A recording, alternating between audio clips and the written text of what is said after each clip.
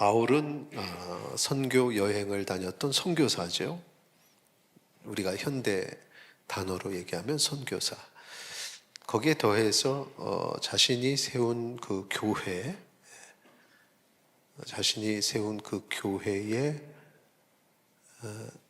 계속해서 동역자를 파송하고 또 이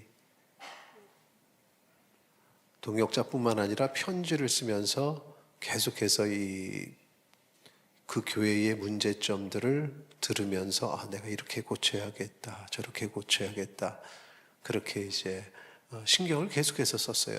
그러니까 이거는 이제 목양입니다. 그래서 목회자이기도 했습니다. 선교는 결국은 목회하고도 연결이 되죠. 어디에서 목회하느냐, 어디에 복음을 전하느냐에 차이가 있을 뿐이지, 국내는 선교가 아니고 해외만 선교다, 이건 아닙니다. 복음을 전하면 항상 이렇게 목양을 통해서 자라게 하는 사역, 자라게 하시느니 하나님이시지만 그 씨를 뿌리고 이렇게 물을 주고 하는 그런 일들을 하게 되는, 이게 목양이죠. 그러면 바울이 왜 그렇게 선교도 하고 그런 목양을 했는가? 평생을 그렇게 살았는데 왜 그렇게 살았을까? 인생의 도대체 목표는 무엇이었을까? 오늘 본문 골로디아서 2장 1절에 보면, 골로새서 2장 1절 2절에 보면 그 답이 있습니다. 자, 우리 한번 골로새서 말씀 같이 보겠습니다. 같이 읽겠습니다. 내가 너희와 라우디게아에 있는 자들과 물은 내 육신의 얼굴을 보지 못한 자들을 위하여 얼마나 힘쓰는지를 너희가 알기를 원하노니, 이는 그들로 마음의 위안을 받고 사랑 안에서 연합하여 확실한 이해의 모든 풍성함과 하나님의 비밀인 그리스도를 깨닫게 하려 함이니. 아멘. 자, 한번 답을 성경 구절을 좀 계속 놔두시고 답을 한번 얘기해 보세요. 사도 바울이 그 삶을 헌신하는 이유, 목적, 무엇 때문입니까? 그리스도를 깨닫게 하려 합니다. 그러니까 성도들이 그리스도를 깨닫는 것, 이게 정말 중요하다. 그리스도를 깨닫는 것. 그러니까 복음이 그냥 복음으로서 흘러가는 게 아니라 딱 깨닫게 되는 것. 그런데 여기 지금 그 2절의 말씀 다시 한번 보면은 모든 풍성함과 하나님의 비밀인 그리스도, 이렇게 얘기했죠. 그러니까 여기 지금 등식이 성립이 돼요. 넘기면 예수님은 하나님의 비밀이시다라는 거죠. 비밀은 무엇입니까? 감추어진 거죠. 감추어진 거. 감추어진 거를 드러내셨어요. 그래서 예수님을 통해서 감추어진 게 드러났다. 이 개념이 골로새서 2장 2절의 개념이죠. 그래서 오늘 예수님을 통해서 드러난 하나님의 비밀이 무엇인가? 복음입니다. 여러분 많이 들었던 복음이에요. 근데 그 복음을 비밀이 드러났다라는 개념으로 한 번 더 정리하면서 살펴볼 것입니다. 예수님께서 이루신 하나님의 비밀, 첫 번째, 첫째, 그걸 읽어야 되기 때문에 뜰 때까지 기다려야 되는데, 첫 번째, 갑자기 사라졌어요. 첫 번째, 첫째, 둘째, 셋째, 같이 있습니다. 시작. 창조주 하나님께서 이 땅에 인간으로 오신 것이죠. 자, 조금 전에 말씀드렸던 비밀을 드러냈다.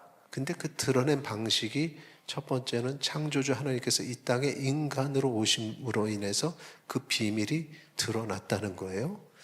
그게 뭔지 본문에서 일단 찾아보겠습니다. 골로새서 1장 15절, 16절, 17절 같이 읽겠습니다. 그는 보이지 아니하는 하나님의 형상이시요 모든 피조물보다 먼저 나신 이시니 만물이 그에게서 창조되되 하늘과 땅에서 보이는 것들과 보이지 않는 것들과 혹은 왕권들과 주권들이나 통치자들이나 권세들이나 만물이 다 그로 말미암고 그를 위하여 창조되었고 또한 그가 만물보다 먼저 계시고 만물이 그 안에 함께 섰느니라. 아멘. 자, 여기 보니까 예수님 15절에 예수님은 하나님의 형상이시다 그랬어요. 이 형상이라는 단어 그 원어의 의미가 여러 가지 있는데 그 중에서 두 가지를 좀 이렇게 뽑아서 생각해 봤으면 좋겠는데, 첫째는 본체라는 것이고 둘째는 보여지는 것이라는 의미예요. 본체. 그러니까 첫째 본체는 예수님이 하나님의 본체시다. 그러니까 예수님이 하나님이시다라는 것이에요. 자, 예수님이 하나님이시다. 우리가 예수님과 하나님을 나눠서 생각할 때 그 하나님은 어떤 하나님이죠? 성부 하나님이죠. 근데 예수님은 하나님의 본체시다 할 때는 어떤 하나님? 삼위일체 하나님. 그래서 삼위일체 하나님 본체신 거예요. 예수님은 하나님이신 거예요. 그렇게 얘기할 수가 있는 거죠. 그리고 둘째, 보여지는 것. 이걸 얘기할 때 보여지는 것은 예수님은 보이지 않는 하나님의 보여지는 형상이다. 예수님을 보는 것은 하나님을 보는 것이다. 이건데 원래 인간이 볼 수 있는 그러한 대상이 있죠. 원래 다 볼 수 있는 건 아니에요. 인간이 존재하는 모든 것을 다 볼 수 있는 것이 아니라 그 중에 일부만 볼 수 있는데 그 일부는 질량을 가지는 물체, 우리가 물질이라고 말하는 그 물체만 볼 수 있어요. 인간이 거울을 보면 자기 자신을 보는데 자기 자신의 모든 것을 보는 게 아니라 이 질량을 가지는 물체인 육신만 볼 수 있죠. 그런데 인간을 구성하는 것은 그 육신만이 아니라 영혼도 그 나라는 존재를 구성을 하는데 우리는 그 영혼을 보지는 못해요. 영혼이 질량을 가진 물체가 아니기 때문에 볼 수가 없습니다. 그래서 이 육체만 보게 되는 거죠. 그런데 하나님은 영이시기 때문에 우리가 볼 수가 없습니다. 우리는 하나님을 볼 수 있는 존재가 아니에요. 그런데 하나님은 항상 하나님을 그래서 질량을 가진 그 물체로 드러내셨어요. 어떤 때는 불로서 나타나시기도 하고 구름으로서 나타나고 어떤 때는 보이는 것이 아니라 들리는 것으로 소리로서 하나님의 임재를 나타내기도 하셨는데, 그런데 그것은 그냥 상징적으로 나타난 거죠. 하나님이 그 본체를 우리에게 드러내신 바로 그분이 예수님이다. 예수님을 보면 바로 하나님을 보게 되는 것이다. 그래서 여기서 우리가 깨닫게 되는 것은 비밀은 뭐냐? 하나님을 볼 수도 없고 느낄 수도 없고 만질 수도 없고 대할 수도 없는데, 그런데 그 하나님, 그 비밀이 예수님을 통해서 열리게 됐어요. 그래서 우리는 예수님을 통해서 하나님을 만나게 된 것입니다. 예수님이 바로 하나님이시기 때문에, 그래서 예수님이 바로 하나님의 비밀이라는 사실을 여러분이 깨닫게 되기를 소망합니다.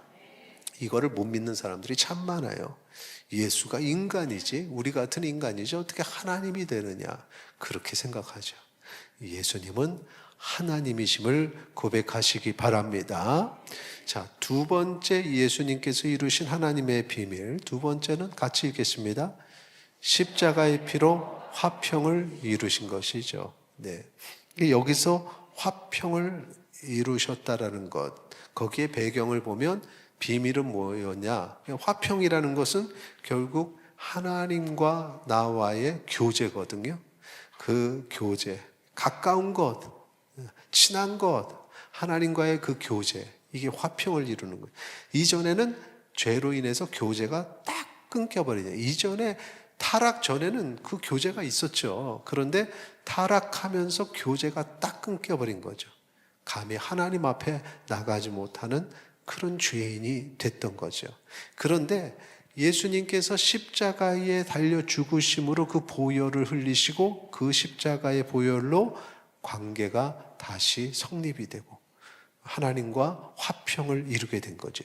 관련 본문 보겠습니다. 골로새서 1장 18절서부터 20절까지 같이 읽겠습니다. 그는 몸인 교회의 머리시라.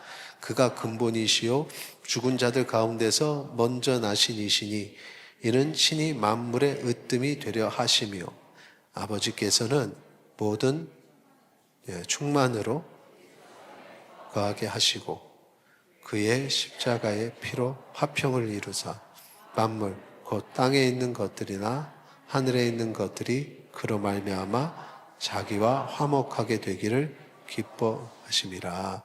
아멘. 자, 여기 18절 한번 보세요. 18절 올려주세요. 거기에 보면 만물의 으뜸이라는 표현, 만물의 으뜸. 이게 여러분 칭찬과 같은 좋은 말입니까? 아니면 사실은 자기를 낮추는 말입니까? 낮추는 말이에요. 맞아요. 이렇게 대답하는 건 되게 신앙적으로 성숙한 사람들이 그걸 볼 수 있거든요. 왜냐하면 사람들은 으뜸만 보고 이게 높여지는 거구나 하는데 여기서 으뜸이 만물의 으뜸이라는 거죠. 그러니까 여기서 예수님은 사실은 만물에 속한 자가 아니거든요. 하늘에 이거 저기 정신 없어 죽겠어 지금. 자꾸 막 들어왔다 나왔다 하지 마세요. 하늘에 속한 자지 만물에 속한 자가 아니거든요. 그런데 만물 가운데로 임하셨다는 거. 우리 앞부분에서 살펴본 거. 그런데 오셔서 만물의 으뜸이 되셨다라고 얘기를 합니다.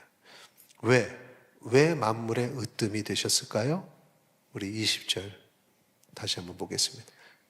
보시면은 한 번 더 읽겠습니다. 시작. 그의 십자가의 피로 화평을 이루사 만물 곧 땅에 있는 것들이나 하늘에 있는 것들이나 그로 말미암아 자기와 화목하게 되기를 기뻐하심이라. 아멘. 화목을 위해서 만물의 으뜸이 되셨다라는 거예요. 그 만물의 으뜸이라는 이 말에 다른 표현이 있어요. 어떤 표현이냐? 교회의 머리라는 거죠. 근데 만물의 으뜸이 교회의 머리로 바뀌는 것은 조금 더 깊어지는 단계. 그 단계가 뭐냐?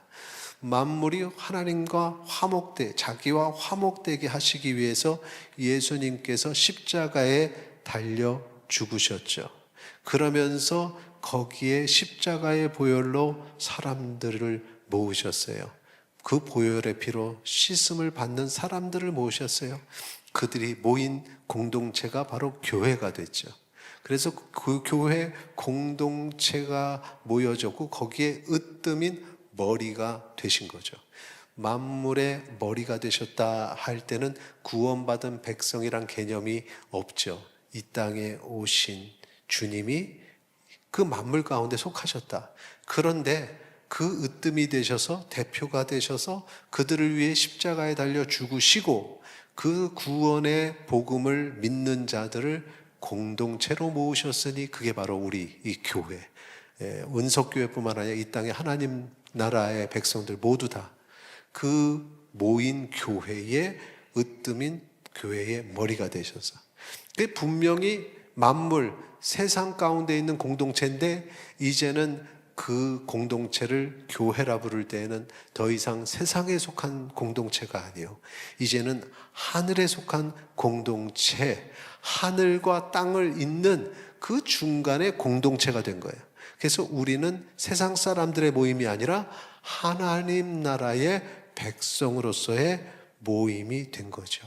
그러면서 세 번째로 이렇게 연결되는 것입니다. 자, 여기서 교회의 상징이 되었다. 인간이 그럼으로써 하나님과 교제하는 교회가 되었다. 이 교회가 되었다라는 개념은 이전의 구약의 개념과 생각, 성전 시대와 비교할 때 달라진 것이 있습니다. 무엇이냐? 성전 시대에는 여러분이 잘 알다시피 지성소와 구분이 되어서 모든 하나님께 예배하는 자들이 그 지성소 안으로 들어갈 수가 없었어요. 대신 제사장, 대제사장만 1년에 한 번 들어갔을 뿐이죠. 그런데 그 성전이 교회가 되면서 예수 그리스도께서 십자가에 달려 죽으심으로써 그 지성소와 성소를 막던 무엇이 갈라졌다고요? 휘장이 갈라진 거예요. 그 막던 막이 갈라진 겁니다. 이전에는 하나님은 비밀스러운 존재였어요. 우리가 나아가지 못하는 존재였어요. 그런데 성전의 휘장이 갈라짐으로 인해서 이제 우리가 왕의 백성으로서 그 성전의 지성소로 나아가게 되었다는 거죠. 지금도 우리는 말씀이 선포되는 강대상을 귀하게 여기고, 그래서 이 강대상이 놓여지는 강당을 귀하게 여깁니다. 그래서 함부로 올라오려고 하지 않죠. 그런데 이게 구약 시대의 금지의 개념이 되면 안 돼요. 안 돼, 거기는 무조건 안 돼, 이게 아니에요. 예수님을 통해서 우리가 나아갈 수 있게 됐어요. 그래서 교회에서 이 강단, 하나님의 말씀이 선포되는 강단을 지우고 우리의 자녀들이 여기서 올라와서 하나님을 찬양하는 율동도 하고 찬양도 한단 말이죠. 이 지성소가 옛날에는 비밀, 금지의 장소였는데 이제는 주의 자녀들이 이곳에서 하나님을 찬양하며 하나님을 대면하며 하나님을 만나는 그런 교제의 장소가 되었다는 거죠. 이게 바로 두 번째 비밀이 열린 겁니다. 하나님과 화평을 이루었다. 교제를 이루었다. 하나님께로 나아가게 되었다. 여러분은 지금 이 시간에 예배를 드릴 때 그런 하나님과의 교제가 있습니까? 그냥 단순히 인도자의 인도에 따라서 따라만 하는 순서에 따라서 그냥 어떤 예식을 행하는 것입니까?